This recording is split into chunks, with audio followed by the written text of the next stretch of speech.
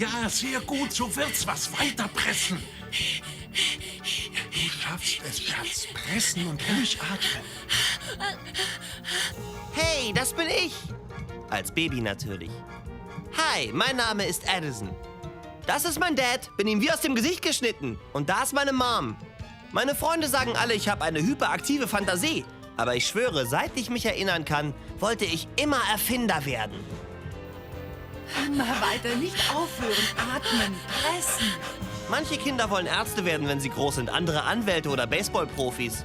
Ich nicht. Ich war von Anfang an der geborene Erfinder.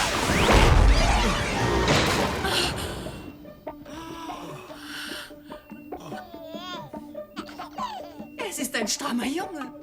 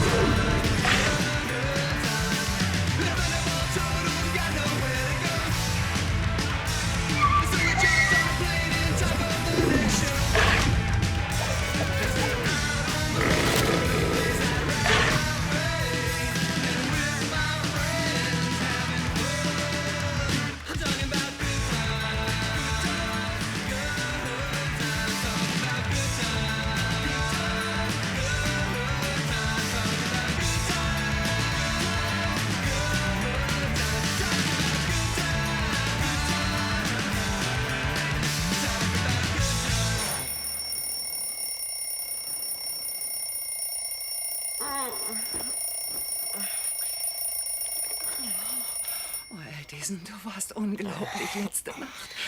Oh, du wildes Tier. Aufhören. Ich vergehe schon wieder vor Sehnsucht nach dir, Addison. Ich will Heute Morgen, ihr Süßen. Ich will noch schlafen. Kuschelbär. Wieso habe ich euch nur erfunden?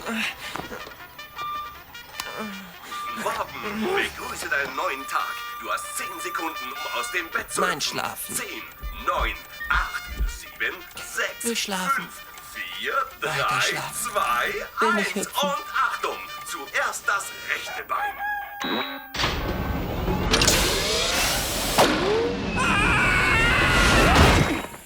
Ich bin wach. Mission Control, es ist ein wundervoller Tag hier draußen im All. Roger 10-4, verstanden, 1-8. Mission Control, es sieht gut aus hier oben. Alles toll. Paletti. Roger, verstanden. Wir haben 10 Sekunden, bevor wir die Schleusentüren öffnen. Negativ-Command an unserer Nähe ist ein Alien. Houston, wir haben ein Problem. Dieses scheußliche Weltraummonster hat gerade 6 meiner Männer verschlungen. Also, das hier ist Ihr Badezimmer und das hier Ihre Küche. Verstanden, Roger! Es ist das Alien!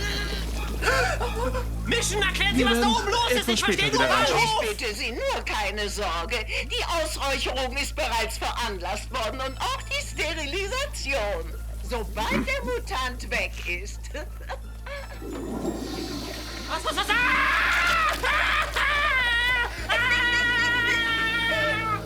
Dies, meine Herrschaften, dies ist die Küche. Sie sah besser aus, als sie noch eine Drogenhöhle war, aber alle Gegenstände sind im Preis inbegriffen. Das Esszimmer. Kommen Sie ins Esszimmer, das wunderschöne Esszimmer.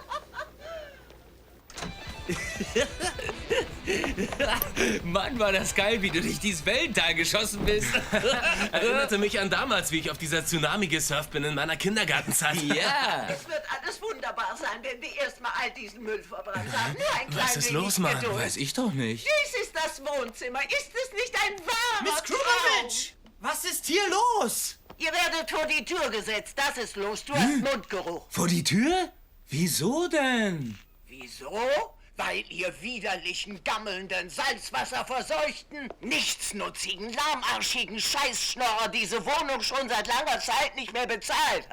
Auch für Kleidung fehlt euch das Geld. Das Entchen das ist hier, meine Mann. Meinung. Auf 3. 3. Dankeschön. Hört genau zu, ihr Penner schuldet mir 3 Monatsmieten. Warten Sie! 3 Monate? Das ist total unmöglich. Die spinnt doch. Edison war doch mit der Mietzahlung dran. Ja.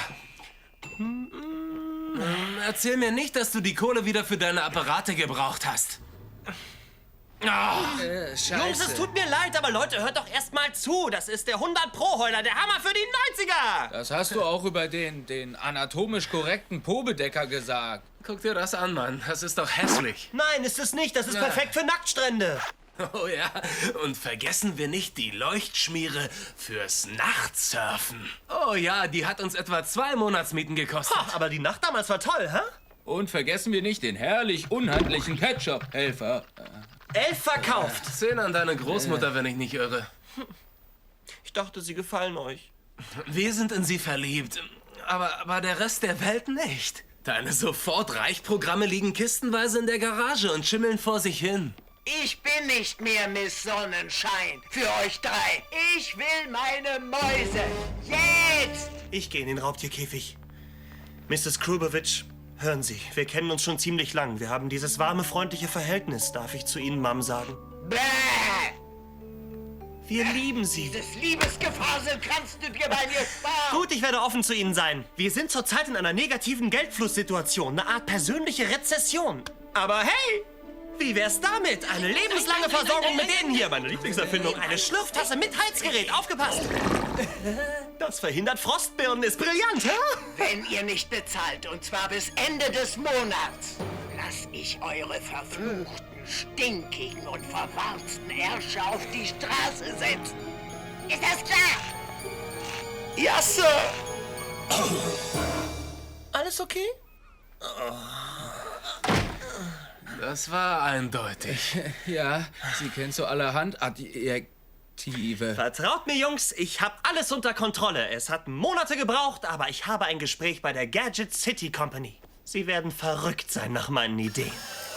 Was halten Sie davon? Ein Polierföhn für Kahlköpfige. Ich nenne ihn Plattenvibrator. Nächste. Bitte, sagten Sie was? Nächste. Okay, Sekunde, da ist noch mehr. Halten Sie das fest. Sehen Sie her, ein Baseballschläger für Baseballspieler. Sie kauen damit Ihre Eier und konzentrieren sich gleichzeitig auf den Ball, hä? Nächster. Seien Sie unbesorgt, ich habe noch mehr. Nein, ich meinte den nächsten. Und Sie klauen. Raus hier! Ich habe hier noch einen ganzen Haufen. Hab ich auch nur das kleinste bisschen Interesse an einer Ihrer Ideen gezeigt? Nein, ich dachte, Sie wollten mir die Sache erschweren. Hören Sie zu. Ich möchte Ihnen mal etwas erklären. Ja. Ich fürchte, Sie sind kein Gadget City-Material. Sehen Sie, wir beliefern den Familienvater, den Geschäftsreisenden, das normale auf Erden weilende menschliche Wesen. Und offen gesagt, Ihre Erfindungen Ja. sind scheiße. In Ordnung, aber eine will ich noch zeigen, dann verspreche ich auch zu gehen. Hier, ich habe mir das Beste bis zum Schluss aufgehoben. Wenn Sie nicht immer Ungezieferspray bei sich haben wollen, tragen Sie diesen hier, den Ungeziefer-Mörderhut. Keine verflixten Insekten mehr, die Ihr Familienpicknick stören. Und schauen Sie, er wirkt sogar bei Killerbienen. Haha! Fliegt seid frei! Ah! Frei, frei,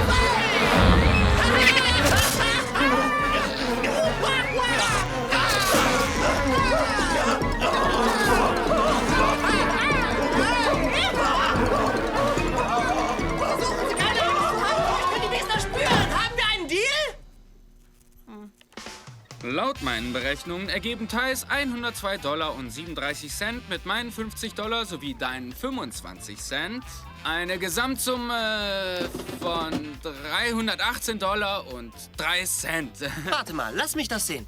Schau's dir an. Oh Mann! Wo ist denn hin?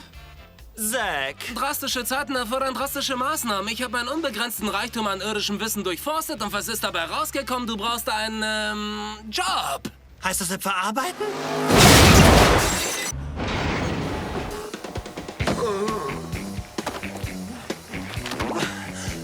Ich bin nicht gemacht für diese Berufsanfängerposition. Nicht ziehen! Was ist hier denn wieder los? Ich ich teste das Produkt, Sir. Die neue Lümmeltüte ist ein echter Knüller. Hi, Daddy. Sie sind gefeuert!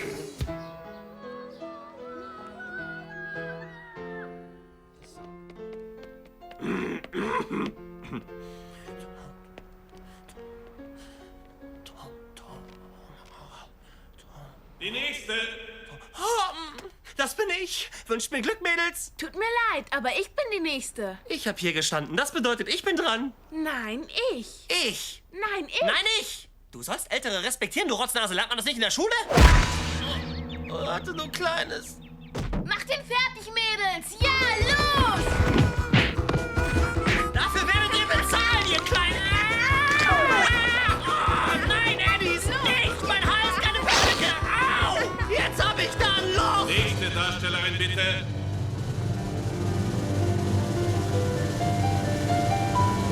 Tomorrow.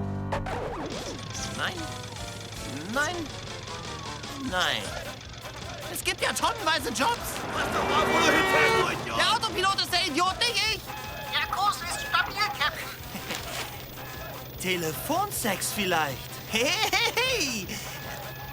Lass hieß Selbstgespräche führen.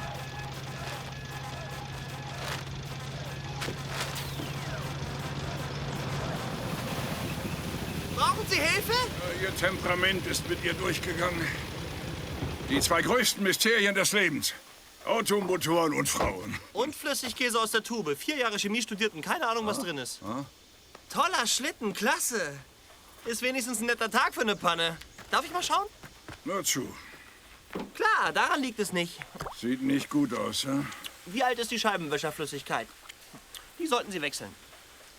Ah, ich sehe das Problem. Ich hole mein Werkzeug. Nicht so stürmisch. Das dauert nicht lange. Aber Sie sollten sich etwas ausruhen. Hey, schau sich das einer an. Gottverdammte Pillen. Der Arzt hat mir so viele verschrieben, dass ich mich beim Gehen wie eine Kinderrassel anhöre. Ich habe genau das Richtige, um Sie runterzuspülen.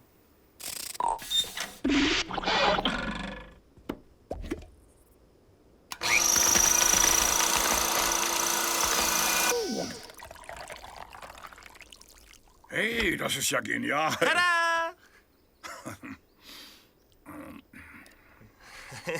Ja, Nicht gutes übel. Zeug, hä? Du hast ja alle Annehmlichkeiten, die man sich wünschen kann. Und der Alarm in diesem Baby ist ein echter Heuler. Hey, ich danke dir für alles. Ich bin Armand Macmillan. Edison, ich hol mein Werkzeug. Komm raus, Kumpelchen. Raus mit dir, du Kleiner. Was ist das da drauf? Das auch nicht. Was für eine Metallverschwendung. Soll ich dir nicht doch vielleicht helfen? Nein, ich habe alles unter Kontrolle.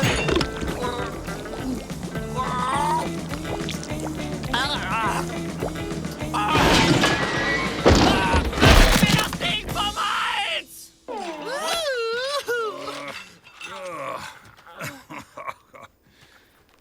Ist wirklich alles in Ordnung? Ja, ich glaube, meine Eier sind wieder am alten Platz. Aber ich habe das Problem gefunden. Kaputter Keilriemen. Nichts Schlimmes. Kostet ein paar $. Edison, du bist ein echter Gentleman. Kein Problem. Ich fahre Sie zu einem Telefon. Nein, aber fährst du mich zum Strand? Ich habe vor, noch ein paar Wellen zu rasieren vor Sonnenuntergang. Sie surfen?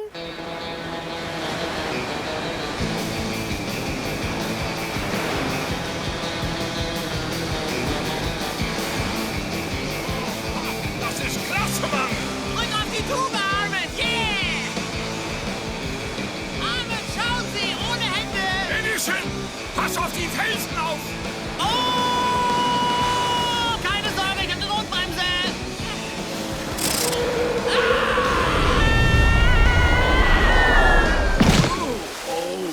Das hat wehgetan.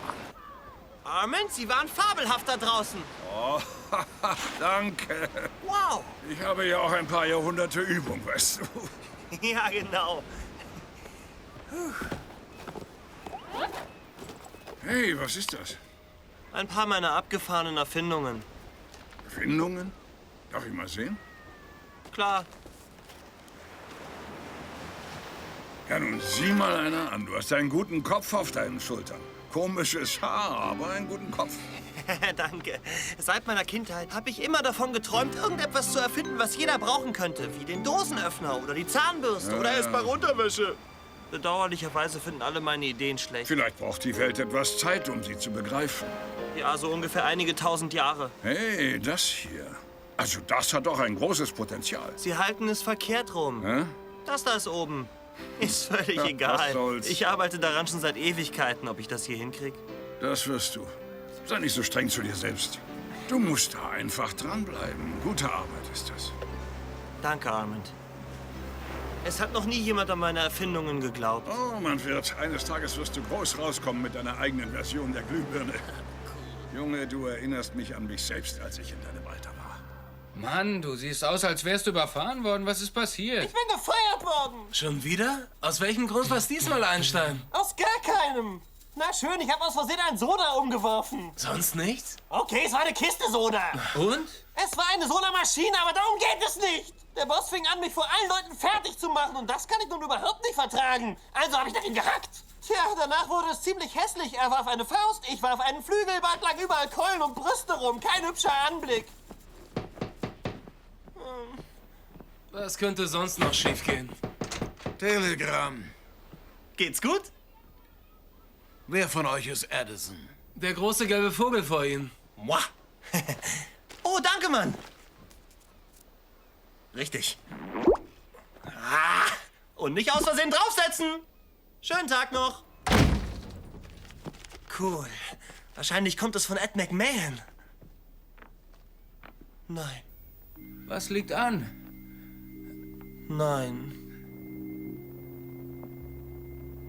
Liebe Trauergäste, wir sind hier, weil wir uns ehrfurchtsvoll verbeugen wollen vor einem wirklich großen Mann. Ein großer Mann, der viel zu früh dahingerafft wurde von einer Krankheit, gegen die er so lange gekämpft hatte. Dieser Mann ist Armand Maybank Macmillan, Vertreter des humanitären Gedankens und jeder Mannes Freund. Was machte Armand Macmillan so groß, als er die Korridore des Lebens durchschritt? Wodurch hob er sich von allen anderen ab? Es tut mir so leid wegen deines Onkels. Seine Fähigkeit zuzuhören. Genau wie du vermisse ich Für ihn jeden auch. ein offenes Ohr zu haben. Für ein verlorenes Kind. Ich glaube, ich schaffe es nicht, heute Nacht allein zu sein. Das verstehe ich sehr gut. Er war ein Glücksfall. Er hätte bestimmt gewollt, dass wir uns gegenseitig trösten. Bradford! Du bist wirklich unglaublich. Ja, ist das wahr? Er fand jederzeit die richtigen Worte. Er fand nicht nur die richtigen Worte, er schritt auch Ich liebe trauernde Frauen. Ich bin zu spät, ich bin zu spät, ich bin zu spät. Ich bin nicht richtig angezogen. Als ich ihm das erste Mal begegnete, nutzte ich die Gelegenheit, um ihn um eine gemeinnützige Spende zu bitten. Und als er von unserem Plan hörte, sagte er zu mir, Bradford, Darling. selbstverständlich Sie haben mein unterstütze ich Beileid. Sie und unsere Kosig, welch eine Überraschung. Armand ist noch warm und Ihnen läuft schon der Geifer runter. Kann ich ihm nicht meine letzte Ehre erweisen? Sie und Ihr Team von Geiern kreisen doch nicht in den Lüften, wenn Sie nicht irgendwas wollen. Na, nun machen Sie sich doch nicht gleich in die Hose. Ich bin hier, um Frieden zu stiften. Es ist sehr bedauerlich, dass Macmillan Industries und Globeco sich nie vertragen konnten. Wissen Sie, das Ziel einer feindlichen Übernahme zu sein, stand nicht als erstes in unserer Prioritäten. Ich glaube, ich weiß, woran das liegt. In der Vergangenheit ist der Angebotspreis eben ein Tick zu niedrig gewesen. Oh, ich denke, Sie werden auf Ihre Kosten kommen. Weiter. Ich bock mir deine Krawatte, okay? Blinzle, wenn du es nicht willst. Okay, klasse. 4 Jahre bei den Pfadfindern und ich habe noch nie so einen Knoten gesehen. Zwing mich nicht dazu, grob zu werden. Die Farbe der Krawatte passt sowieso nicht zu deinem blutleeren Gesicht. Los, komm schon, gib sie her!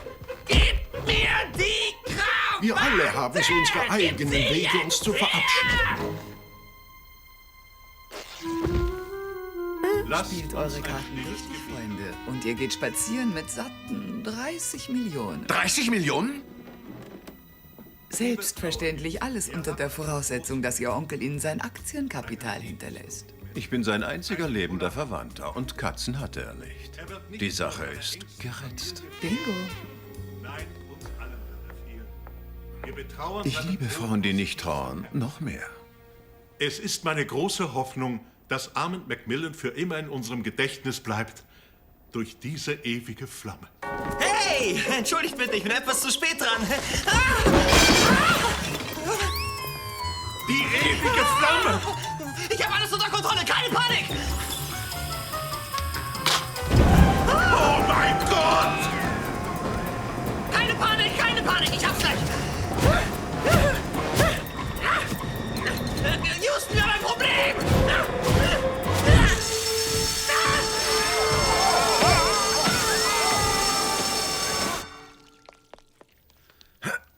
Ausgerechnet heute.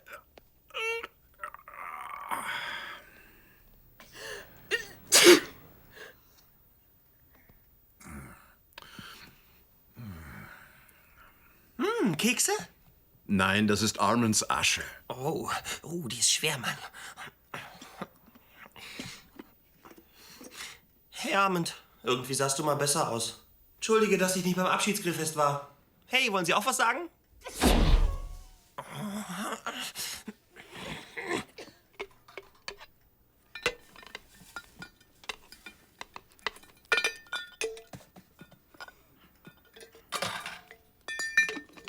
Dann beginnen wir also.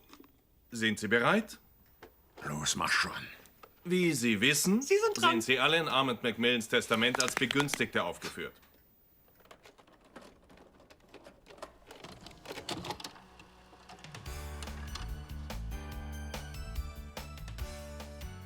Hallo zusammen. Hey, Wenn ihr dies das ist jetzt seht, Armand. habe ich vermutlich schon ins Gras gebissen. Nun, ich, Armand Macmillan, gesund und bei klarem Verstand, verfüge hiermit Folgendes.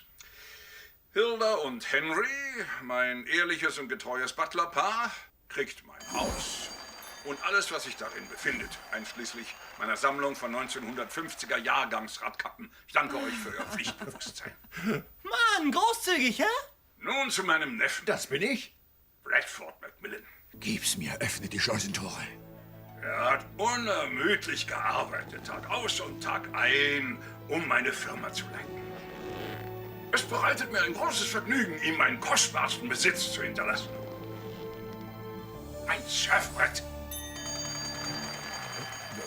Was? Wow, herzlichen Glückwunsch, das ist ein klasse Brett. Viel Spaß damit, Bradford. Vergiss bitte nicht, auf dem Brett findest du alle Antworten.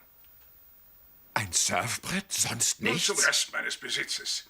Ich hinterlasse mein ganzes Aktienvermögen, 45% von Macmillan Industries, meinem neuen Freund Edison. Warum mir? Einmal nur haben wir uns gesehen. Okay, du hast mich geformt. Also, was habe ich wirklich gekriegt? Macmillan Industries wurde gegründet auf Träumen und kann nur in den Händen eines Träumers bleiben. Deswegen ist Edison der Richtige für diesen Job. Schon wieder ein Job. Hey, tauschen wir doch einfach. Okay. Warten Sie einen Moment. Armands letzter Wille legt klar fest, wer was erbt. Das ist unglaublich, nicht zu fassen. Sie wollen mir weismachen, mein Onkel, mein einziger Verwandter, hat mir ein Stück Holz vermacht und hat den Hauptteil seines Besitzes, 23 Millionen Dollar in Aktien, dem da geschenkt. 23 Millionen? 23 Millionen Dollar? Ha! Das ist ein Haufen Geld, ey! Woohoo! Bedauere, Sir, ich habe das Gesetz immer geliebt. Schade, dass Sie leer ausgegangen sind. Danke, Armand! Viel Glück, Edison. Und ich weiß, du bist gut für diesen Job. Okay, Mädels, es kann losgehen. Ich werde auf der großen Himmelswelle surfen.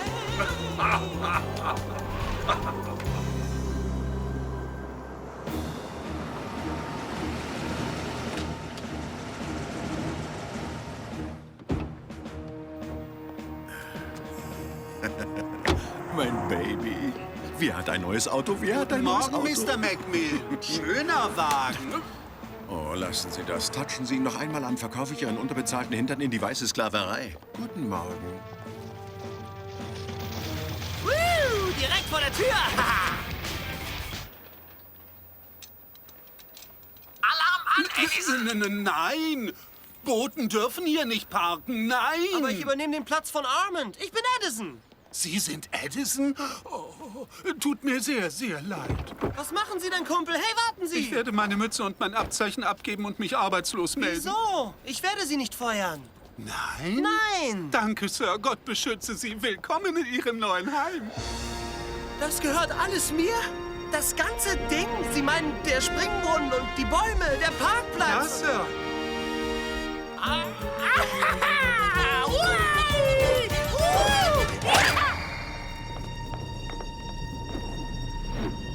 Ich krieg ihn, ich krieg ihn, ich krieg ihn. Ich hab ihn nicht gekriegt. Ich stecke in Schwierigkeiten. Oh. Bitte, bitte. Ob er es sieht? Hey, sieh sich das einer an. Okay, Sie befinden sich hier. Sitzungssaal, Sitzungssaal, Sitzungssaal, Sitzungssaal. Halten Sie die Tür auf, bitte. Danke. Sitzungssaal des Vorstands, bitte. Danke. Oh. Ich glaub's nicht, sie hat gepupst. Unsere erste Gruppenfahrt nach oben. Oh. Ach komm, Sie geben Sie es doch zu. Leuchte mir hell. Wieso sind Lieder immer so traurig?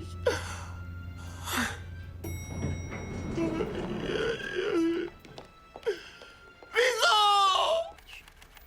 Als Armand sich zurückgezogen hatte, purzelten die Kurse in den Keller. Jetzt, mit Armands Tod, ist alles für uns vorbei. Wenn man nur wüsste, was zu tun ist. Es sieht düster aus. Was soll diese Störung? Ich glaube, ich bin im Sitzungssaal. Müde und gelangweilte Männer. Kaffee schwarz, 2 Stück Zucker, schön heiß und ein bisschen plötzlich. Noch ein Kaffee mit einer Birnenkatze. Kaffee mit Schlagsahne und mit Kakao. Gute Wahl. Ihre Bestellungen. Frische Zitrone. Dann möchte ich noch ein Sandwich. Was zur Hölle war das denn?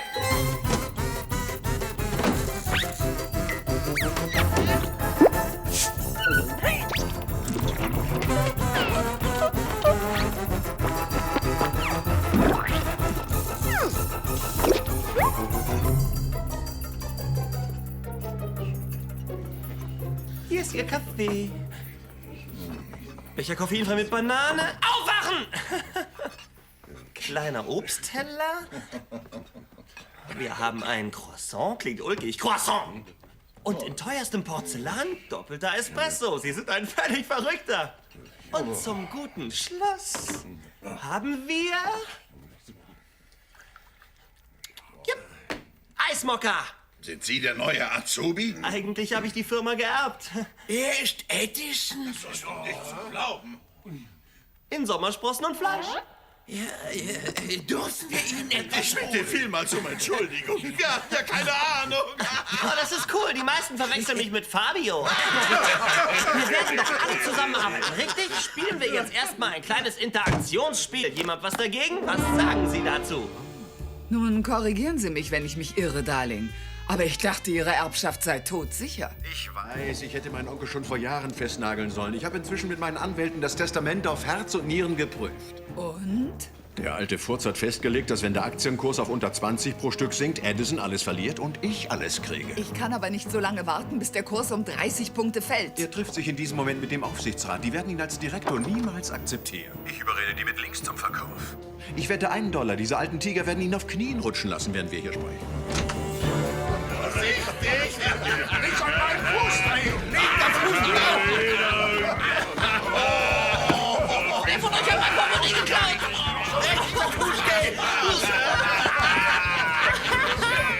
Ja, wirklich. Ich bin meine Rückenschmerzen los. Ihre Courage gefällt mir, mein Junge. Erinnert mich an meinen Freund Armand. Sehr nett von Ihnen, mich rumzuführen, Bradford. Macmillan hat eine sehr breite Produktionspalette. Wir machen alles, von Klebezetteln bis hin zu Prothesenhaftcreme. Unter meinem Management hat sich die Produktion verdoppelt und die Todesrate verdreifacht. Aber so ist das Leben. Mann, das ist klasse. Hey, sollte ich nicht auch einen Helm tragen? Nein, nicht, wenn Sie hautnah beim Herstellungsprozess dabei sein wollen. Deswegen bin ich ja hier. Vorsicht! Was ist los? Bradford, ist alles okay? Das hätte ins Auge gehen können. Ich Locker bin mal okay, Ihre danke Krawatte. vielmals. Ganz ruhig, Wenn man schnell nicht vorsieht bewegen. und runter von mir! Ich versuche doch nur zu helfen, Sir. Vielen Dank, ich muss jetzt mal ein bisschen allein sein. Sie hat's erwischt. Dankeschön. Am Kopf. Ich bin hier, Sir, wenn Sie mich brauchen. Das ist beruhigend. Er braucht einen Helm und ich krieg den Schraubenschlüssel ab.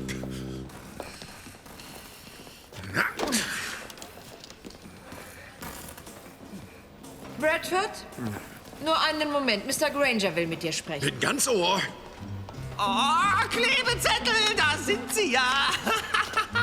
Ich liebe diese Dinger. Macht sie schneller! Hören Sie, die Männer und Frauen in diesem Werk können nicht mehr länger arbeiten unter diesen Bedingungen. Seit Sie der Nachfolger von Ihrem Onkel sind viele Dinge anders geworden. Nur wenn wir 50 Formulare ausfüllen, kriegen wir Toilettenpapier. Ich habe eine Idee. Nehmen Sie doch die Formulare. Cool! So wird man aber kein leuchtendes Vorbild für die Arbeiter.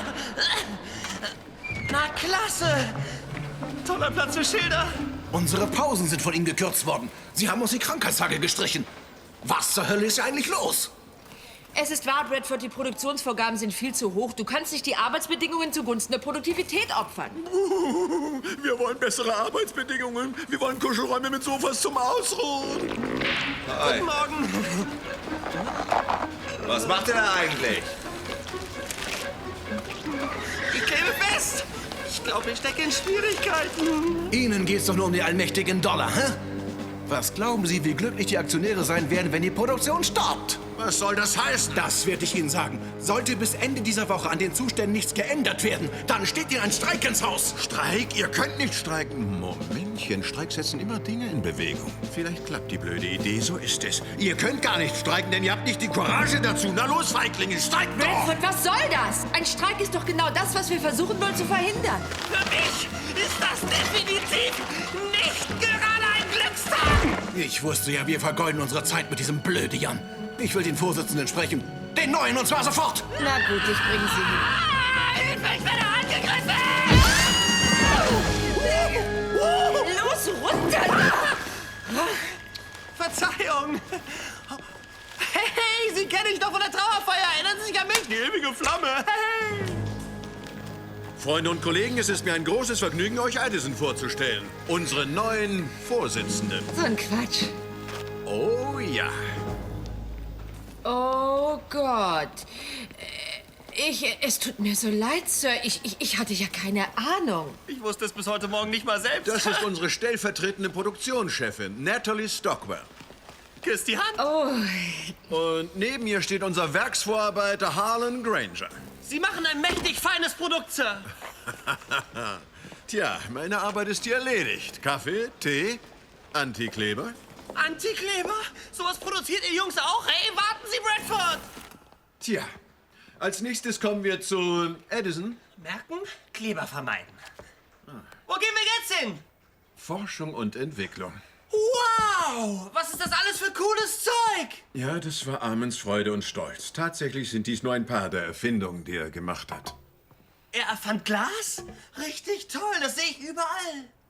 Ja, das ist der Verkaufsschlager für uns. Geruchloser Dünger kommen Sie. Kille, kille, kille. Rauchlose Zigaretten.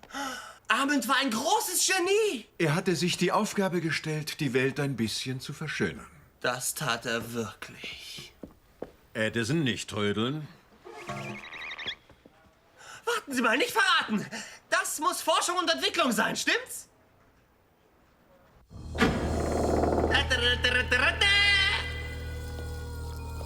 Sind wir hier richtig? Sieht eher wie eine Leichenhalle aus. Genau. Das ist Larry, der Leiter. Aus ihm besteht die gesamte Abteilung. Larry! Hallo? Ich begrüße Sie. Woran arbeiten Sie, an Bettlaken? Oh, wissen Sie, es ist ein neuer Taschenprotektor. Für was anderes ist kein Geld da. Es wurde unser Budget praktisch auf Null gekürzt. Nur zur Steigerung der Produktivität, nicht, Larry? Nein, nein, nein, Leute, wartet mal. Wir verzichten nicht auf die Abteilung. Als neuer Vorsitzender gebe ich Ihnen Ihr altes Budget wieder zurück. Ach was, ich verdopple es sogar. Das kann ich doch, oder? Ja, aber das bedeutet die Überweisung beträchtlicher Finanzmittel von... Selbstverständlich, natürlich können Sie das. Schließlich sind Sie der Boss. Hört sich das nicht gut an, Larry, hä? Also ran an die Buletten. Ich will hier ein paar frische Ideen sehen. Darauf können Sie wetten, In Boss. Ordnung. Die Säfte strömen. Die Denkkappe ist aufgesetzt. Wir sind wieder im Geschäft. Eine progressive und clevere Initiative, Sir. Ein Kinderspielvorsitzender zu sein. Kosig, Sie machen sich zu viel Sorgen. Seien Sie mir wie ich, nicht körperlich natürlich. Das ist der dümmste Junge, den ich je gesehen habe, sogar für amerikanische Verhältnisse. Jede Entscheidung, die er trifft, wird die Kurse in den Keller treiben, wie eine schlechte Limbo-Tänzerin. Es wäre besser, wenn ich recht hätte. Partner, es ist schier unvorstellbar, dass auch nur irgendetwas schiefgehen könnte.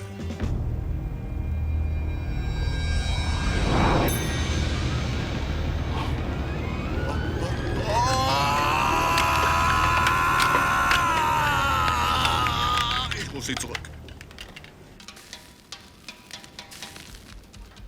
Hey Mann, mal eine Frage. Bezahlen die dich auch für deinen großen neuen Job? Nicht direkt. Ich krieg erst was in 2 Wochen. 2 Wochen? 2? Das wäre ja ein Rekord für dich. Dann wird das mit unserer reizenden Vermieterin aber ziemlich eng. Versprich mir, dass du diese Sache nicht versaust, mein Edo. Oh, ich werde gar nichts versauen. Hab doch mal ein bisschen Vertrauen.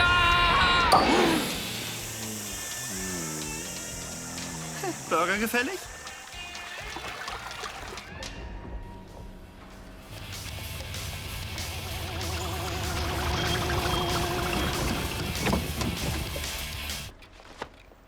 Habe ich gelogen oder was? Hey, klasse, Mann. Das ist ein Taj Mahal unter den Büropalästen. Ah, komm schon, sag's uns. Ohne Gegenleistung hat ihr Arme das doch nicht vermacht. Ich bin nicht wie du, der mit Sonnenschein vernascht, um die Miete zu bezahlen. Hey, davon kannst du doch gar nichts wissen. Das habe ich doch nur geträumt. Ich sag's nur ungern, mein Süßer, aber du hast es nicht geträumt. Ja, und Gott beschütze dich, Mann. Dafür ist dir die Herrmannschaft auf ewig dankbar. Nein, töten. Ich glaube, mir wird schlecht. Oh Mann, das Auto von meinem Kumpel Bradford. Wer ist Bradford? Ah, dem gehört das Auto! Konnte ich doch nicht wissen. Ist halb so schlimm, Mann. Ich krieg das wieder hin. Also, die Dosenkappe zeigt Ihnen die Farbe in der Dose an. Na, mal sehen, was hier drin ist. Oh, orange. Das bringt es nicht. Und welche Farbe ist das? Oh Mann, auch nicht gut. Was wir brauchen, ist grün. Mann, gelb und blau ergibt grün. Perfekt. Okay. Ich finde, du hast es ziemlich gut überdeckt. So was könnten wir auch bei uns gebrauchen. Lass den Springbrunnen in Ruhe. Duschen könnt ihr zu Hause. Habt ihr verstanden? Eine Sache, wenn du mich fragst. Morgen, Bradford. Morgen, Edison, habt ihr den Klempner zu Hause? Hey, Bradford, hören Sie. Ich habe eine gute und eine schlechte Nachricht. Das überrascht mich nicht. Ich höre. Ich habe aus Versehen Ihren Wagen verletzt. Was? Mein neuen Jaguar? Warten Sie bitte, alles ist in Butter. Ich hab's wieder ausgebügelt. Viel besser als vorher. Da sehen Sie. Ah, irgendwie gar nicht so schlecht. Soll das bedeuten, es gefällt Ihnen nicht? Hätte vielleicht bunter sein können, ne? Oh nein, ich liebe es. Sind alles meine Lieblingsfarben. Sie sollten ihn erst innen sehen. Einen schönen Tag noch, Bradford. Kommt, Jungs. Alles Gute für Sie, Bradley.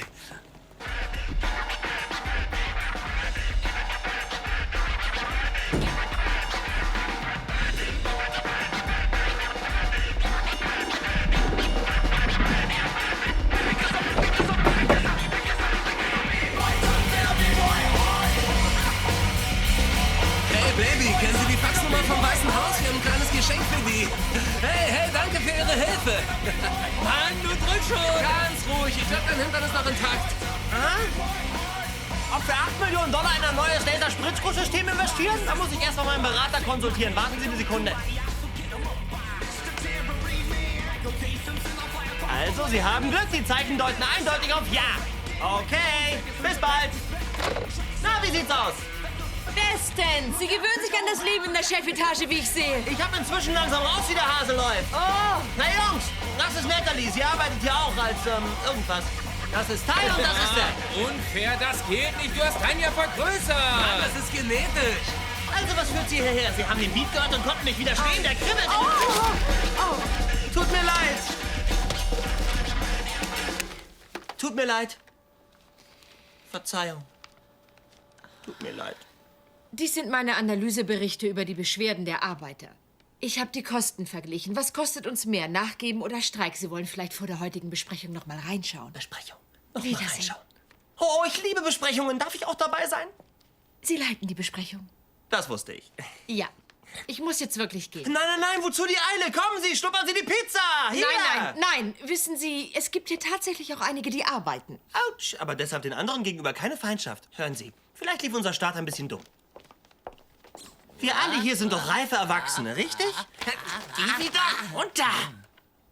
Gewisse Dinge regeln sich beim Essen, denke ich, so gut wie von allein. Dann eine Runde Minigolf, gefolgt von ein paar Betthüpfern in ihrer Wohnung. Eine altmodische Übernachtung mit frischen Brötchen. Ja! Yeah! Was sagen Sie dazu? 8 Uhr, ja? Oh. Da wird wohl eher die Hölle zufrieren. Nein, warten Sie!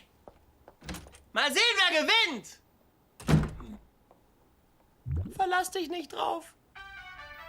An der Börse wurden die Macmillan-Aktien heute mit einem Kurs von $55 gehandelt, sind aber jetzt auf 49 abgerutscht. Tendenz weiterhin fallend. Ursache dafür ist das Gerücht über einen möglichen Streik bei der Gesellschaft. Na, wer darf was durchsickern lassen? Schuldig im Sinne der Anklage, Euer Ehren! Ein Streik? Wieso? Wieso? Weil Ihr kleines Memo mit den Lohnkürzungen, als wir eine Erhöhung wollten, der letzte Strohhalm war. Selbst Bradford wäre nicht so tief gesunken. Ich Löhne gekürzt? Wann ist das passiert? Nun, Sie haben das Forschungs- und Entwicklungsbudget verdoppelt. Irgendwoher mussten wir das Geld ja nehmen. Was ist mit unseren Beschwerden? Haben Sie überhaupt in die Liste einmal reingeschaut? Welche Beschwerden? Diese Beschwerden. Oh mein Gott! Ihr arbeitet am Tag 8 Stunden? Kein Wunder, dass ihr streikt. Werden hier nun Maßnahmen ergriffen oder nicht? Ignorieren Sie ihn. Zeigen Sie ihm, wer der Boss ist. Er liebt den Kosenamen Pummel. Hören Sie, Sie kriegen Zeit bis morgen Nachmittag 3 Uhr. Dann steht alles still, dann streiken wir. Ist das klar? Wieso guckt ihr so blöd? Ich arbeite hier nur. Sie allein sind verantwortlich für die Jobs von über 2000 Menschen. Es wäre nett, wenn Sie nur so tun könnten, als würden Sie Ihre Lage verstehen. Wie können Menschen bloß so viele Dinge fordern?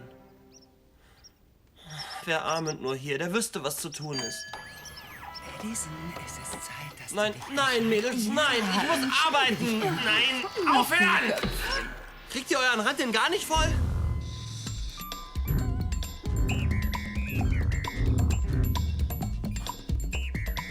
Das ist perfekt.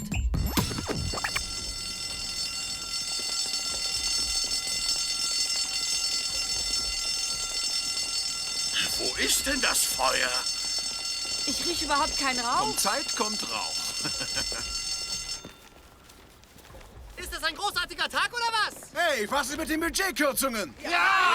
Sagen Sie uns das! Und wie steht's mit dem Rest unserer Forderungen? Ja, genau. Ganz recht. Nach sorgfältiger, nein, sorgfältigster Prüfung habe ich entschieden, dass ich euch zurzeit keine Erhöhung gewähren kann. Tut mir leid. Aber ich biete euch etwas Besseres an. Ha! Ein Anteil an der Firma. Was bedeutet, jedes Mal, wenn es Macmillan gut geht, wird jeder einzelne von euch auch davon profitieren. Siehst du, der Junge hat was drauf. Hätte mir auch einfallen können. Hört zu, ich weiß, das Arbeiten hier war ein ziemlicher Mist in letzter Zeit. Euer brandneuer Vorstandsvorsitzender erklärt hiermit von nun an jeden Mittwochnachmittag zum Luau-Mittwoch. Was ist das? Super!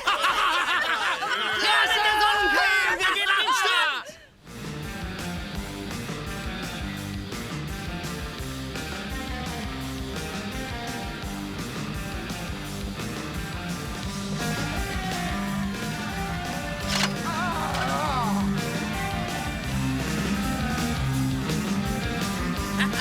Sie sehen gut aus, Landon! So wild habe ich schon lange nicht mehr getanzt. Das ist total abgefahren.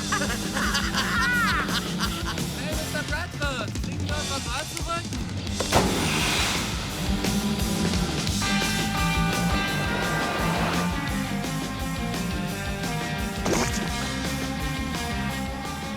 Er ist wirklich ein großartiger Junge, nicht? Naja, Entweder das oder wahnsinnig verrückt geisteskrank. Aufgepasst! Los geht's,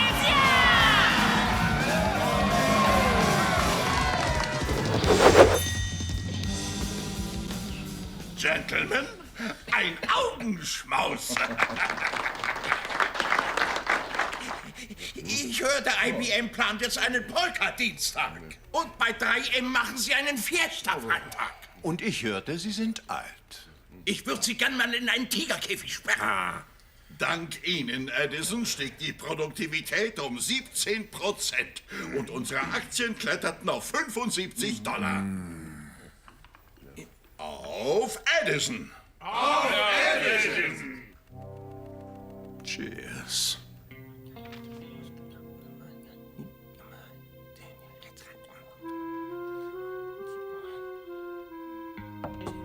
Kommen Sie rein. Hi. Hi, geht's Ihnen gut? Ich wollte Ihnen nur dazu gratulieren, dass Sie den Streik verhindert haben. Aber ich... Der Luau-Mittwoch war wirklich eine tolle Idee. Nichts Besonderes. Ich mache nur meinen Job. Ja. Wie schön. Man sieht sich. Ja, okay. Bis dann. Wiedersehen. Ja, ja! Siehst du, Armin, sie findet mich gar nicht so schlecht. Oh, ich brauche einen größeren Becher.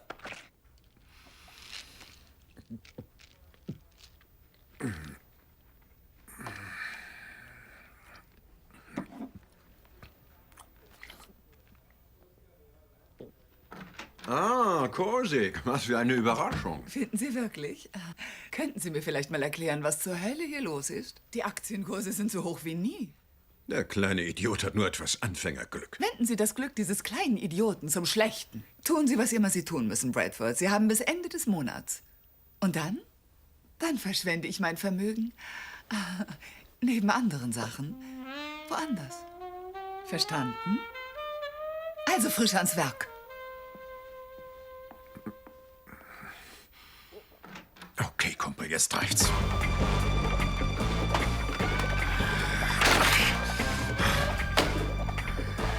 Edison, wo stecken deine Geheimnisse? Edison aus Woodstock.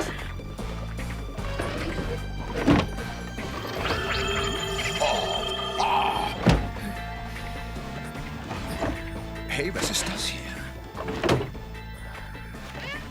Leuchtschmiere, Ungeziefermörderhut. Edison ist nicht der Einzige hier mit aufgeweckten Ideen. Wow, wie heißen die? Die PAH, praktikable Ausflugshose. Passen Sie auf, sind für diese endlosen Autofahrten, wo man keine Zeit zum Aufenthalt hat. Dazu das passende RKH. Was ist das? Reisekrankheitshemd. Ich darf demonstrieren. Wirklich beeindruckend, Larry. Das RKH? Nein, die Menge, die Sie so auf Anhieb erbrechen können. Lassen Sie mich raten. Schweinerippchen? Die hatte ich gestern. Langsamer Stoffwechsel, verstehen Sie? Edison, ich habe eine Überraschung für Sie. Eine Überraschung? Ich liebe Überraschungen. Wie finde ich denn das? Ich habe ein Verlangen nach Schweinerippchen.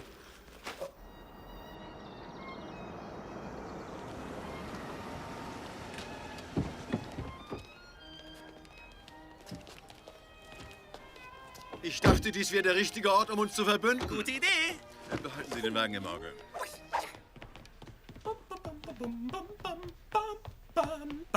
Sind Sie bereit? Sie tragen einen Rock. Bei meinen Beinen kann ich mir das auch erlauben. Für einen schlanken Jungen wie Sie haben Sie wirklich... Gehen Sie und wechseln Sie die Kleidung! Spielverderber! Keine Sorge, da Sie zum ersten Mal spielen, werde ich nicht volle Kraft geben. So ein Quatsch, Bradford, kommen Sie! Ich bin das reinste Naturtalent! Du hast es so gewollt, Freundchen. Was soll denn das?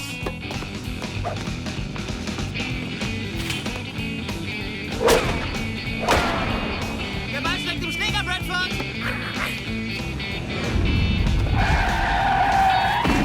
sind ein richtiges Ass. Ich krieg ihn!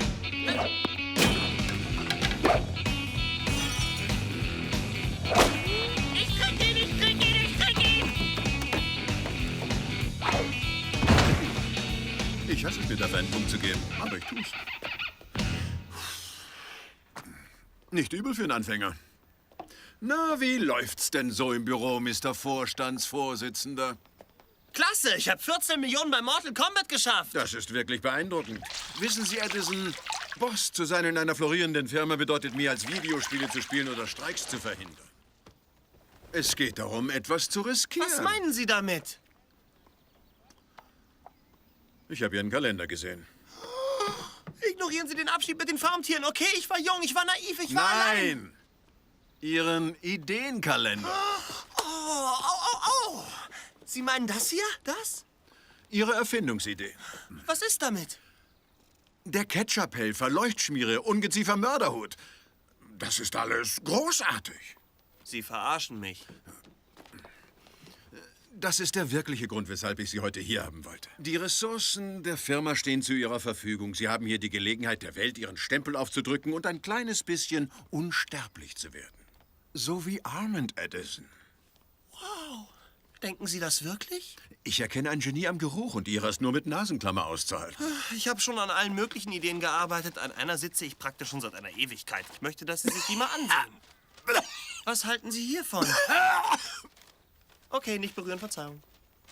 Ja, oh, das ist brillant. Es ist verkehrt rum, wenn ich es sagen darf. Wie auch immer, ich habe ein gutes Gefühl dabei und darauf kommt es an. Edison, als Ihr größter Fan bleibt mir nur eines zu sagen. Machen Sie Ihre Träume bitte wahr. Sie haben vielleicht recht. Ich kann das. In Ordnung, ich werde es tun. Oh.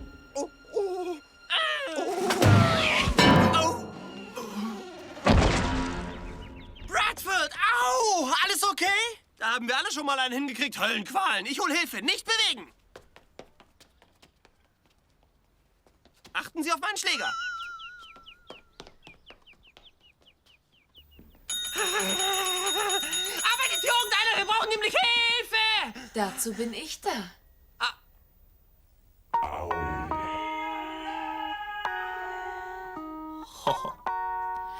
Sie sagten doch, Sie brauchen Hilfe. Sie sind eine scharfe Nummer. Ich bin Ihr Sklave! Zeigen Sie es mir, zeigen Sie es mir, zeigen Sie es mir!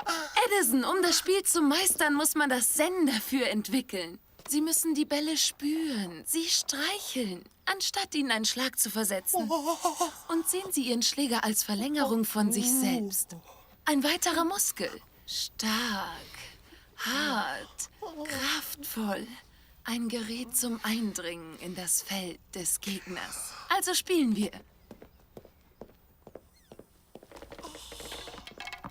Ich bin verrückt nach Tennis.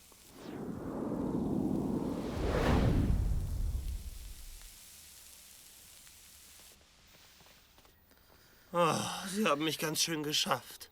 Ich hoffe, ich darf Ihnen bald eine weitere Lektion erteilen. Wo muss ich unterschreiben? Sie sind kein Mitglied bei uns? Klar bin ich Mitglied. Wieso würde ich mich sonst wohl so anziehen? Ich und mein Freund Bradford. Bradford! Scheiße!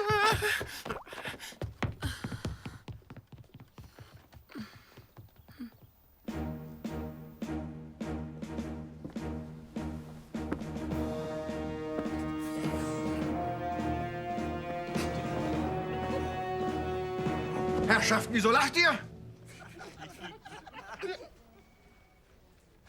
Sagt schon! Ich liebe es zu lachen! Könnt ihr nicht irgendwas kopieren? Larry! Kommen Sie raus, wo immer Sie auch stecken. Hier drüben, Edison. Da sind Sie ja. Sie kommen gerade rechtzeitig. Ich teste meinen neuen Prototyp. Auch Männer können jetzt die Wonnen der Mutterschaft erfahren. Das ist großartig. Aber ich brauche Ihre Hilfe. Wobei? Bei dem hier.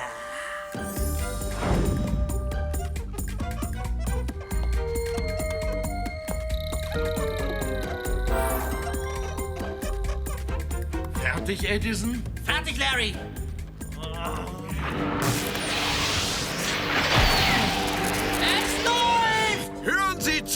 Kommt irgendjemand auch nur in die Nähe dieses Wagens, haben Sie meine Erlaubnis zu schießen und zu töten.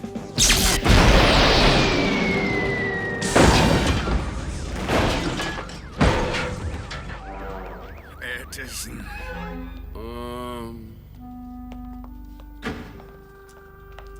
Hey Leute, hier sind die Produktionsberichte für... Mann, ihr seid ja fix und fertig. Wir haben alles versucht. Wir schaffen es nicht, dass dieses Ding funktioniert. Sie eine Sekunde, zeigen Sie hier. Sie halten es verkehrt rum. Oh, Das wird nie funktionieren. ich weiß, woran es liegen könnte. Möglicherweise brauchen Sie einfach mal eine Pause, um den Kopf frei für frische Ideen zu kriegen. Vielleicht haben Sie recht. Das ist eine tolle Idee. Wollen wir was essen gehen? Oh nein, nein, ich kann nicht. Ich habe so viel Arbeit, die Stapel... Schauen Sie mir in meine Augen, Natalie. Alle Ihre Gedanken werden sich jetzt nur noch darum drehen, mit mir essen zu gehen. Mit Edison, Ihrem neuen Busenfreund. Na, schlägt's an. Nein. Schauen Sie mir wieder in meine Augen, Natalie. Was ist, wenn ich aufhöre, so zu reden? Würden Sie bitte mit mir essen gehen? Na schön. Na schön, ich weiß genau wohin. Sie fühlen sich wie mitten in der Natur.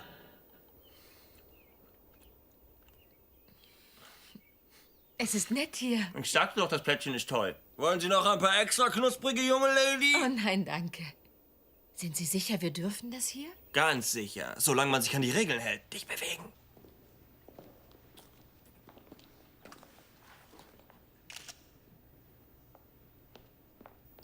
Sie können wieder.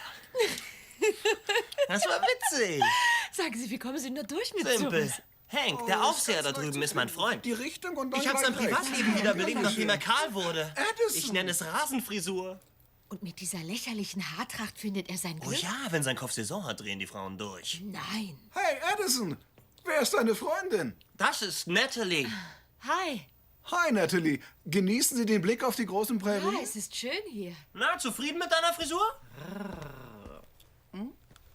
Reicht das als Antwort? Miss! Mein Gott, du Panther, du! Ist mir das peinlich? Oh nein, oh bitte, das macht fast gar nichts. Ich hatte 3 Brüder. Wir haben oft stundenlang um die Wette gerülpst. Ihr habt sowas getan? Ja. Ach was. Doch. Das will ich hören. Nein. Wir sehen aus wie Dorfbewohner. Kommen Sie, benehmen Sie sich auch so. Kommen Sie. Trauen Sie sich. Seien Sie kein Frosch. Kommen Sie. Oh Mann, Sie schaffen mich. Vielleicht bin ich etwas eingerostet. Ist schon okay.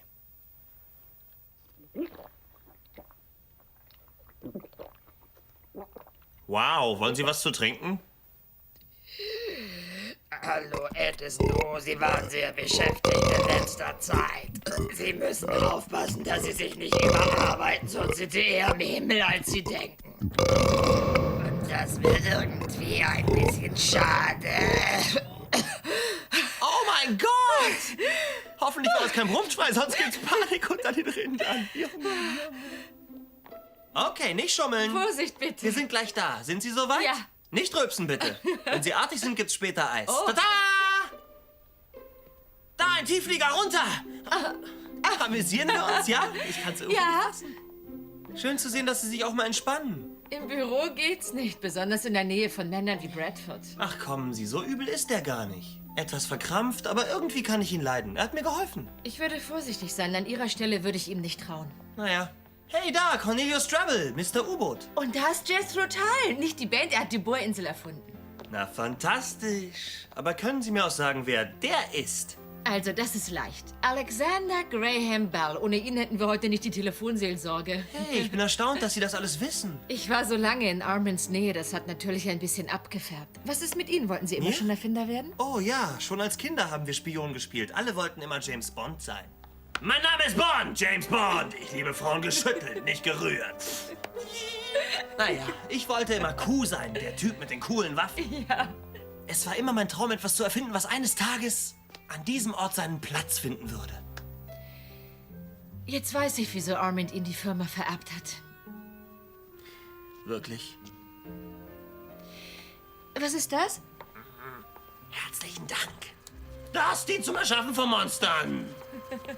Nein, hier veranschaulicht man statische Elektrizität. Schauen Sie, was passiert, wenn Sie Ihre Hände drauflegen.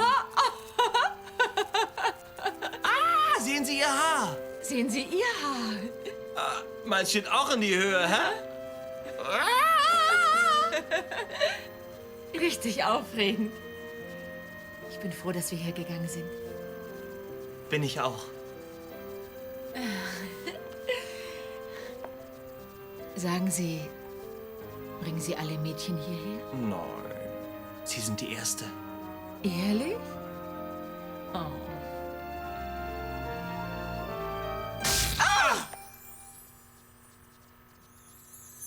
Edison?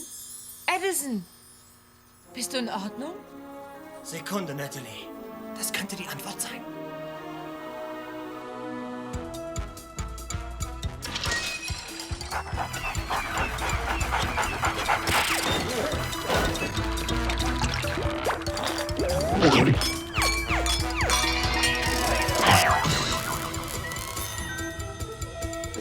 Ja, das ist es! Ich hab's endlich! Yippie! Ich hab's! Du bist meine Glücksfee! Ich muss ins Labor. Ich wusste, ich habe was vergessen. Komm! Lady and Gentlemen, auf einem meiner Höhenflüge hatte ich die Idee, etwas zu erfinden, was jeder gebrauchen könnte. Und heute ist es Realität.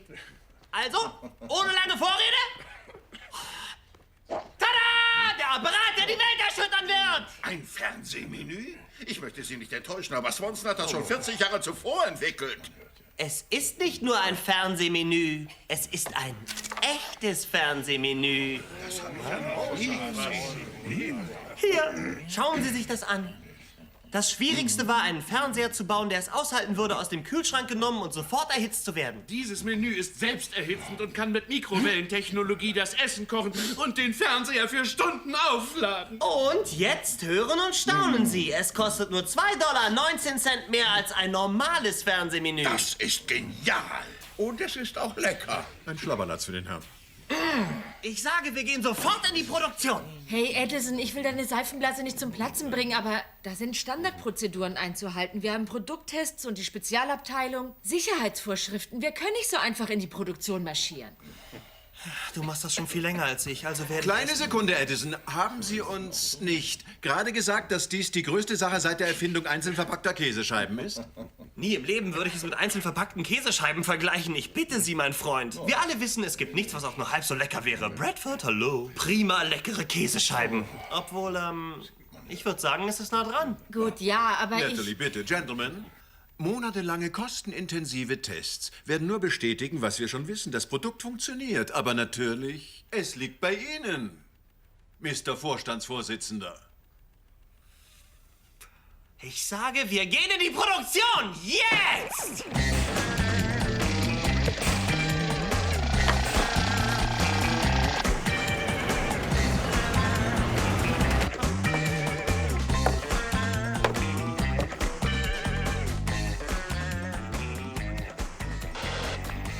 Ein kleiner Schritt für mich, ein Riesensprung für die Menschheit.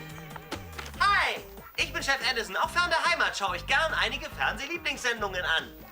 Und deswegen vergesse ich auch niemals meine guten Chef Edison Fernsehmenüs, wo immer ich hingehe. Geschmacksrichtungen wie, Beavis and Broccoli, NYPD, Blaubeerpastete und Mesh-Kartoffelbrei lassen Fernsehgemütlichkeit aufkommen. Jetzt können Sie Fernsehabende genießen überall. Nun schmiegt euch an einen Mondfelsen und lasst es euch schmecken.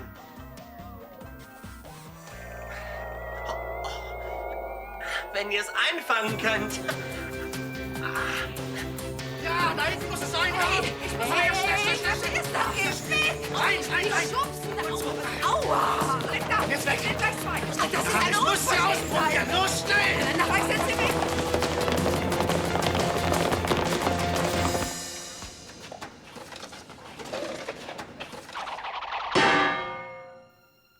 Heute chatten wir in der Sendung So leben die Reichen und Skrupellosen nach Südfrankreich. Zu einem 5-Sterne-Schmaus mit den Stars.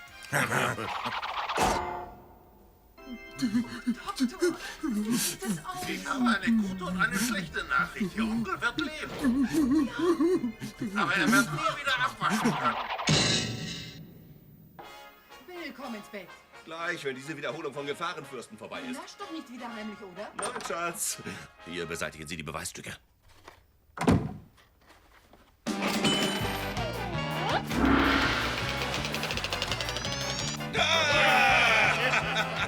Es wird höchste Zeit für ein Stückchen Champagner!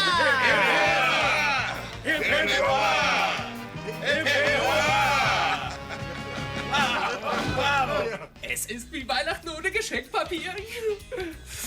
Miete für ein ganzes Jahr bezahlt. Na, zufrieden?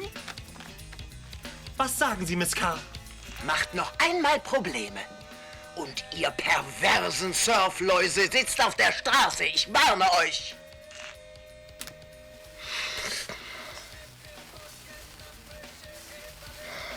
So zu rauchen ist absolut abartig. Sie brauchen nicht Danke zu sagen. Nein. Jetzt hör mal zu, mein Rotkäppchen. Guck dich um. Siehst du all diesen neuen, schönen Kram? Ja. Du kannst dir das alles leisten, bist du sicher? Und die Miete für ein Jahr? Jungs, ich krieg den nächsten Check in 2 Wochen. Und danach wieder einen und danach wieder einen. Logisch, wo der herkommt, gibt's noch mehr davon. Ich hoffe, du hast recht, John Mann. Tashs größte Fahrstuhlhits? Sich eine davon zu kaufen, ist ja schon blöd genug. Aber wer sowas Beklopptes gleich kistenweise besitzt, ist super blöd. Ich weiß nicht. Wow! Seht ihr, es ist wichtig, sich der Musik nicht zu verschließen. Cash hat den Sound.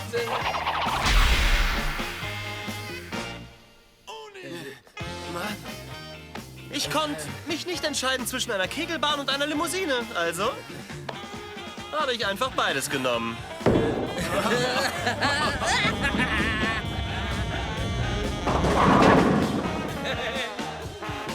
Jetzt ist er ganz und gar verrückt geworden, Mann.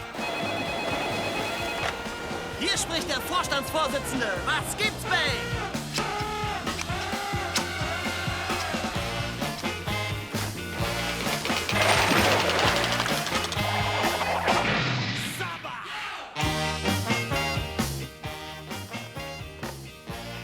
Ich schau dir in die Augen.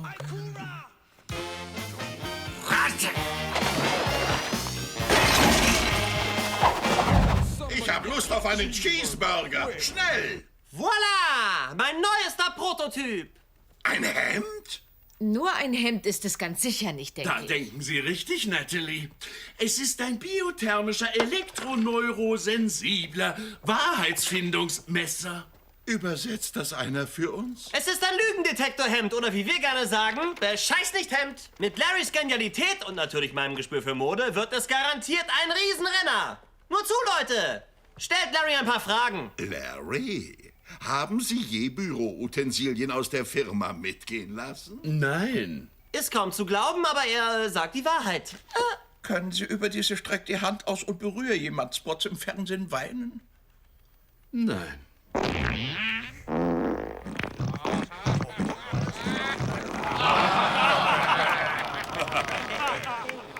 Die drücken besonders in den Ferien immer so auf die Tränendrüse.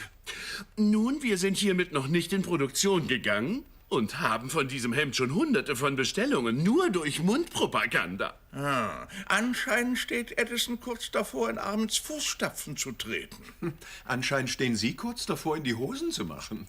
Ach, Sie können mich doch mal, Sie Stinkstiefel.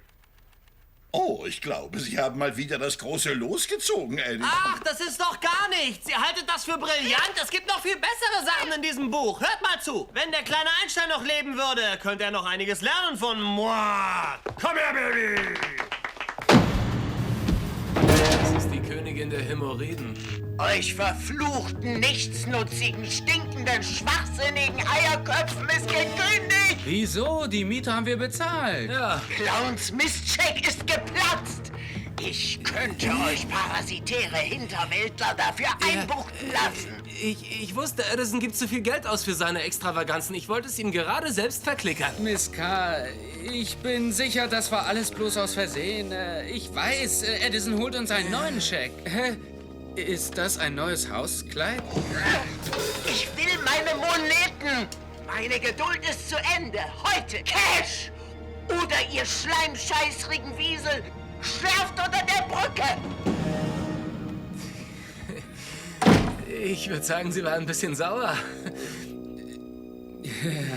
Bedauere, er hat gesagt, Sie müssten um einen Termin nachfragen. Was? Hey, dafür haben wir aber keine Zeit mehr, Ma'am. Blödsinn. Seit wann ist er zu beschäftigt für seine Freunde? Es ist ganz wichtig. Wir müssen ihn jetzt sprechen. Er hat mich beauftragt, nicht eine Menschenseele vorzulassen.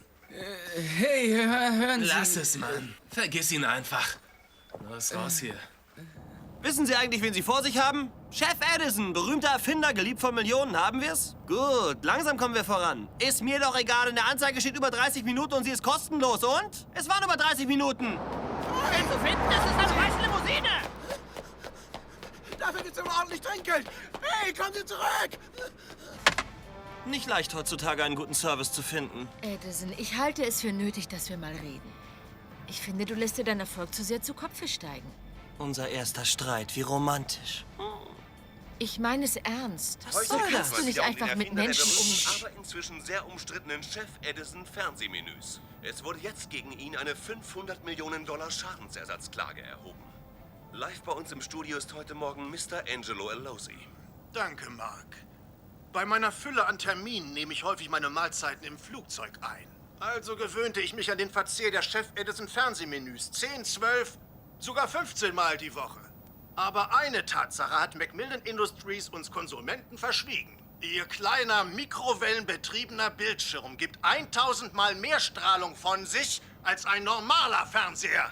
Das ist gelogen. Ich habe das Ding selbst erfunden. Ich habe früher gearbeitet. Lobbyist für die Nuklearindustrie.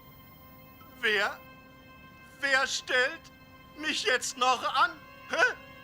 Licht! Ich bin ein wandelndes Nachtlicht. Meine Karriere ist vorbei.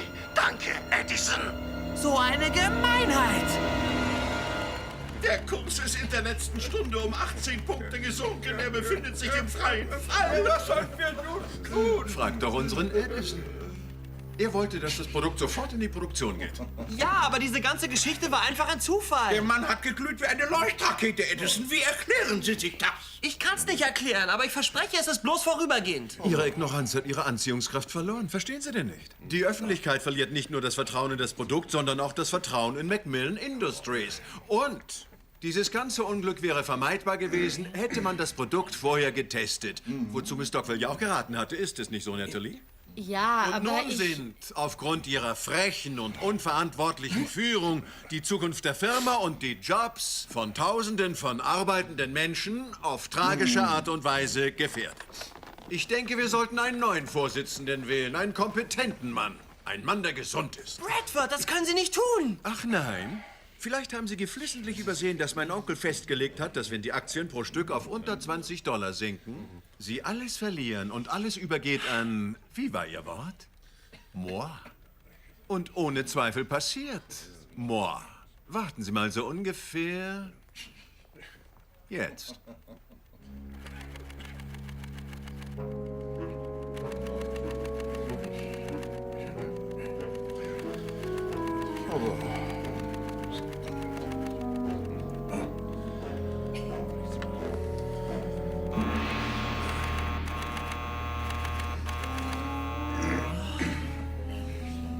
Ende der Vorstellung. Das bedeutet wohl, ich bin der neue Vorstandsvorsitzende. Das können Sie nicht tun! Es ist 3 Uhr, Mr. Bradford, genau wie Sie sagten. Geht es um die Beförderung?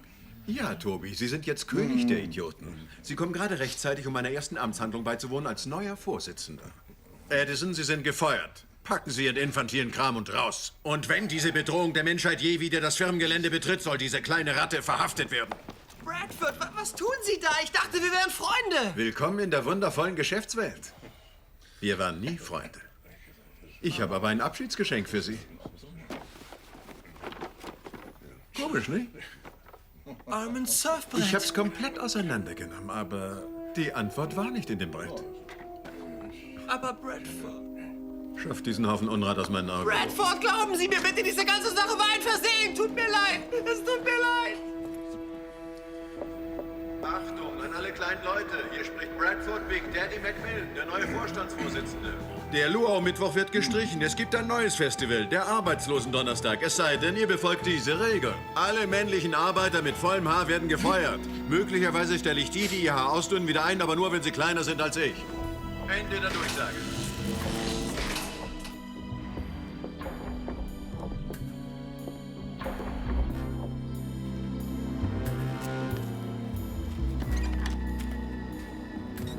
Was ist passiert? Rausgeflogen?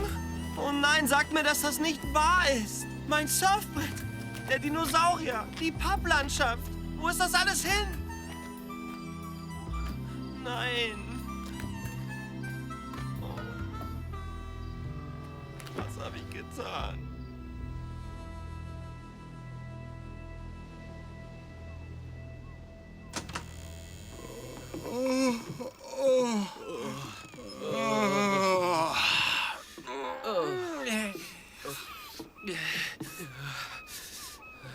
Siehst du das auch, Mann? Ein Bild des Jammers, nicht?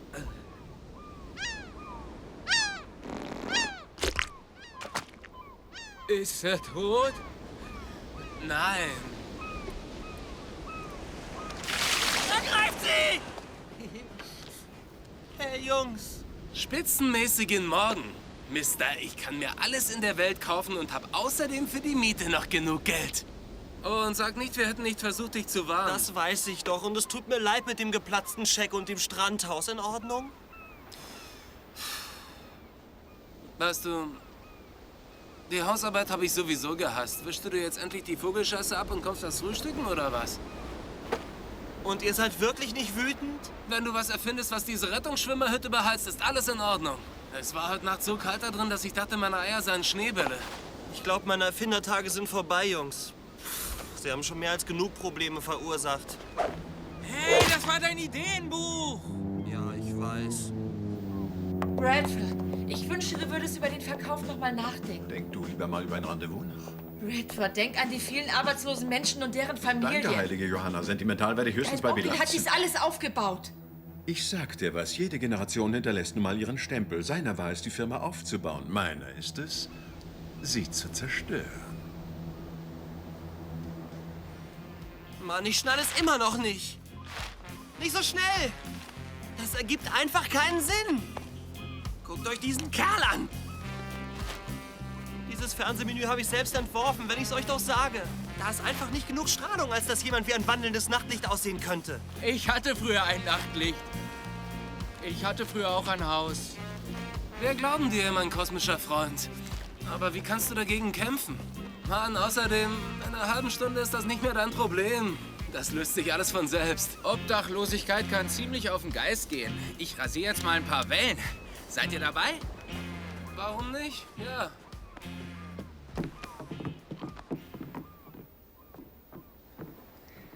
Geh doch rein. Stimmt was nicht? Wartet mal.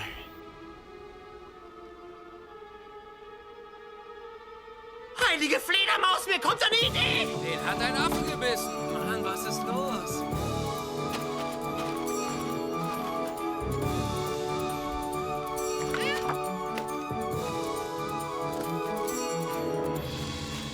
Meine Leuchtschmierenformel ist weg. Ich habe Ihren Kalender gesehen. Sie sind ein Naturtalent. Netter Versuch, aber ich bin's wieder. In dieser Rückblende bin ich wichtiger als Sie. Ich habe deinen Kalender gesehen, du weißt schon. Deine Erfindung. Ketchup-Helfer, Ungeziefer-Mörderhut, Leuchtschmiere. Die sind großartig.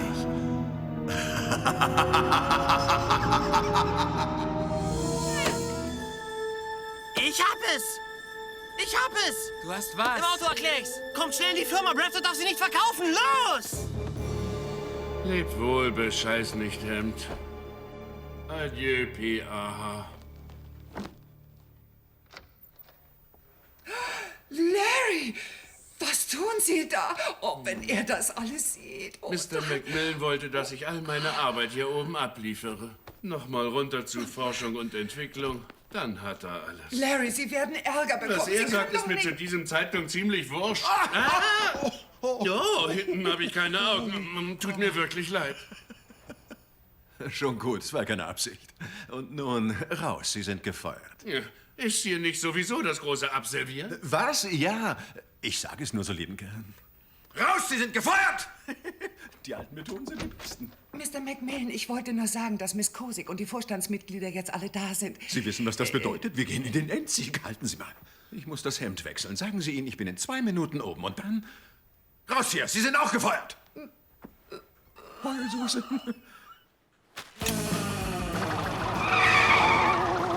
Aus dem Weg! Jetzt kommen wir!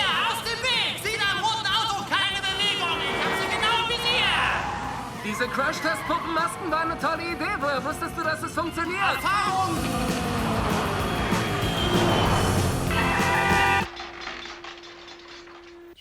Gentlemen, wir wollen beginnen. Aber es ist noch nicht 12 Uhr. Noch nicht 12 Uhr? So was Kleinkariertes. So leicht geht das. Ich bin der Vorsitzende, ich darf das. Trotz fataler, unangenehmer Entwicklungen möchte ich Ihnen etwas Erfreuliches mitteilen. Miss Kozik von Globecor möchte Macmillan käuflich erwerben. Wir waren alle viel zu lange in dieser Firma, dass wir sie jetzt nicht untergehen lassen werden, ohne zu kämpfen. Globecor hat ein übles Ansehen. Die quetschen nur die Profite aus jeder Firma, die sie in ihre dreckigen Finger kriegen und spucken den Rest dann aus. Entzückend. Gut, was ist daran so schlimm? Tatsache ist, dass Macmillan Industries für mich wertvoller in Einzelteilen ist als in Funktion. Das Patentarchiv, das Land und all die Gebäude sind das, was ich wirklich will.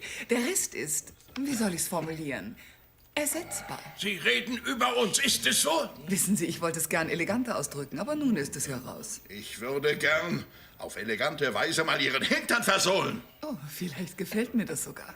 Gentlemen, bitte. Es gibt logischerweise immer verschiedene Meinungen, aber deswegen ist der Vorstand ja eine Demokratie. Lassen Sie uns darüber abstimmen, ja? Also, alle die für den Verkauf sind, was heißen soll, alle diejenigen, deren Stimmen tatsächlich zählen, weil ihnen 51% des Kapitals gehört, sagen, ja, ich gratuliere, Miss Kozik, Sie haben gerade eine Firma erworben. Danke, Mr. Macmillan, ich bin Ihnen tief verbunden. Welch ein erhebendes Gefühl. 1 Adam 12, 1 Adam 12. Scotty, wir brauchen Warp-Faktor 3. Wir holen aus der Kiste raus, was wir können, Captain. Oh Mann, jetzt sind wir erledigt. Geht's nicht weiter? Edison bleibt heiter. Wow, das ist cool. Das ist wirklich cool. Dass ich das noch mal benutzen würde. Dann betrachten wir doch mal die Situation, Jungs. Das ist unser Problem da vorne.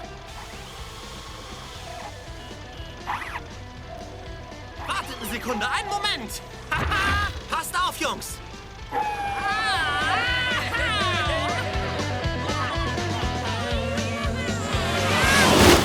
Sie müssen nur hier unterzeichnen und hier. Hier und hier und hier. Hier. Und dann geht es auf der Rückseite weiter. Schluss! Geben Sie es mir einfach. Absolut korrekt. Sie wissen, was zu tun ist. Auf geht's. Tinte wäre hilfreich. Hat jemand einen Stift hier, Miss Kozik, der funktioniert? So sieht es also aus, hm? Hallo, hier ist Bradford Macmillan und ich will einen Stift, der... Bradford Macmillan. Und ich brauche ein... B-R-A... Ich bin der Vorstandsvorsitzende und ich brauche einen Stift, der funktioniert.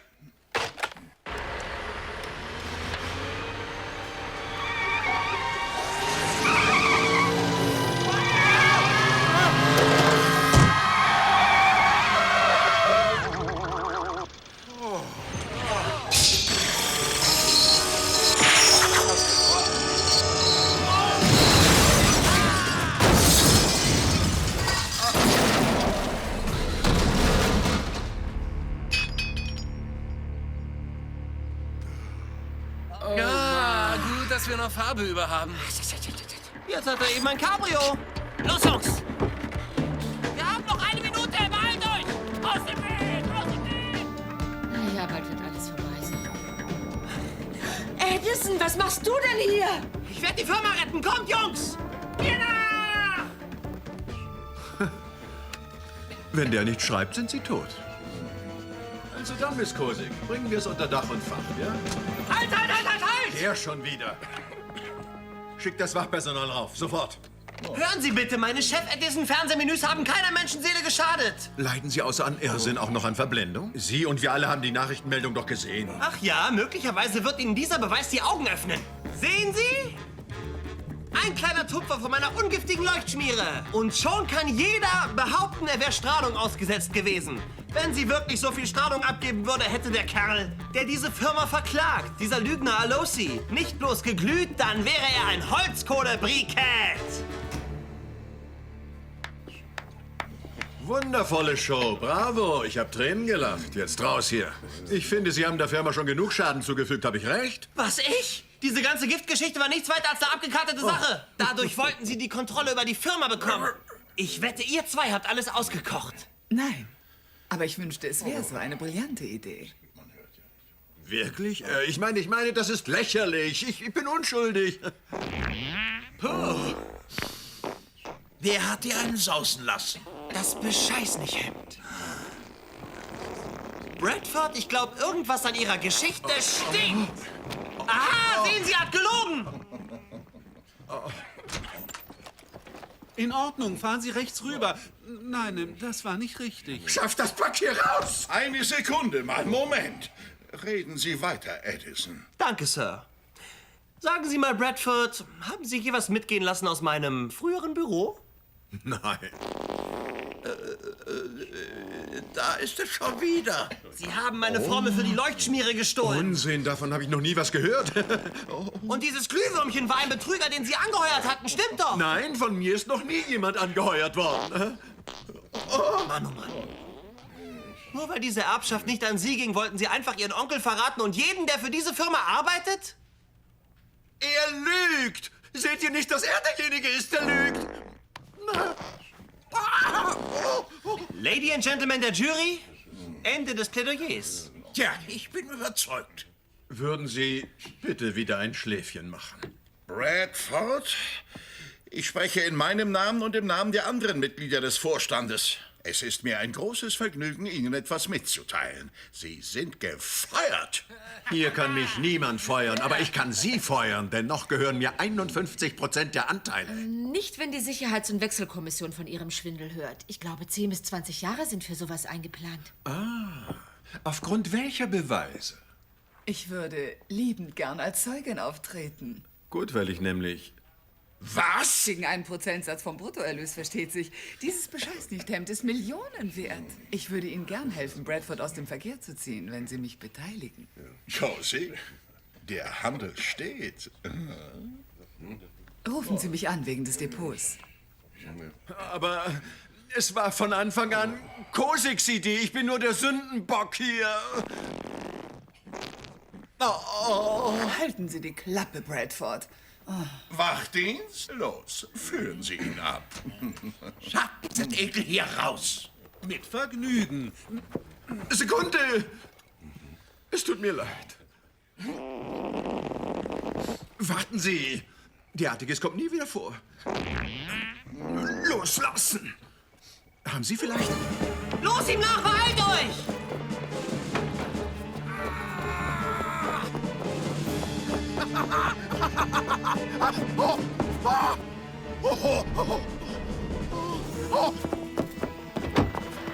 Na schön, dann nehme ich ein Auto.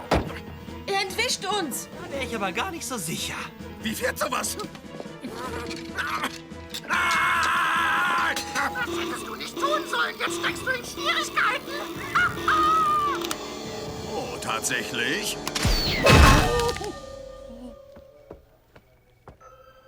Hab gar nichts gespürt.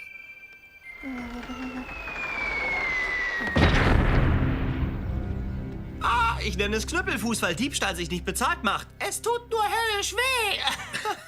Gute Arbeit. Danke. Fantastische Arbeit, Mr. Vorstandsvorsitzender. Ich höre wohl nicht richtig. Wollen Sie etwa, dass ich wieder die Firma leite? Wir hätten das alles sehr gern, Edison. Ihr macht mir die Sache nicht leicht, aber wisst ihr was? Ich will wieder einfach bloß Edison sein. Das ist eine Arbeit, die mache ich gut. Na schön, und wer soll dann die Firma leiten? Sekunde. Wie wär's mit Natalie? Ich? Klar, ich kenne keinen, der besser geeignet wäre. Alle, die dafür sind, sagen Ei. Ei. Oh, danke. Ich weiß nicht, was ich sagen soll. Was ist mit dir? Was wirst du jetzt tun? Oh mein Gott, keine Ahnung. Wenn du mir was anbieten würdest in der Forschung bei Larry erfinden und sowas, würde ich nicht Nein sagen. Weißt du, da wären natürlich Referenzen vonnöten. Ich meine, hast du irgendwelche Qualifikationen? Entschuldigt bitte, Freunde.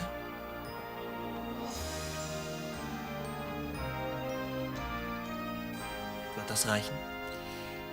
Nicht übel. Irgendwelche besonderen Fähigkeiten? Besondere Fähigkeiten. Was ist mit der Nicht-Verbrüderungsklausel, hä?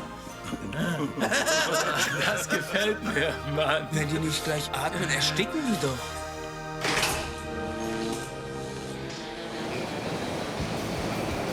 Er steht wieder 1. Erste Sahne, Edison.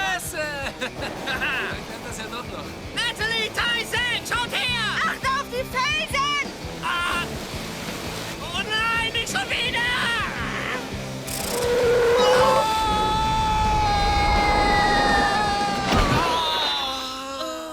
Edison! Edison, hörst du mich? Antworte doch Alles bitte. in Ordnung, Kumpel? Wie viele Finger sind das? Kannst du sie zählen? Kannst du sie sehen? Das war richtig cool. Aus dem Weg, ihr Schwachköpfe! Aus dem Weg! Ah, da liegt dieses sogenannte Säugetier und japst wie ein Fisch. Hat er eine Überlebenschance? Keine Sorge, ich bin Expertin für Mund-zu-Mund-Beatmung.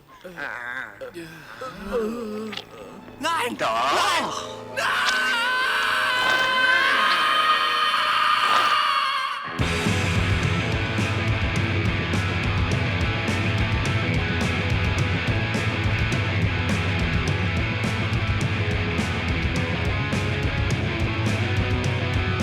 Well, I'm going out west where I belong. When the days are short and the nights are long.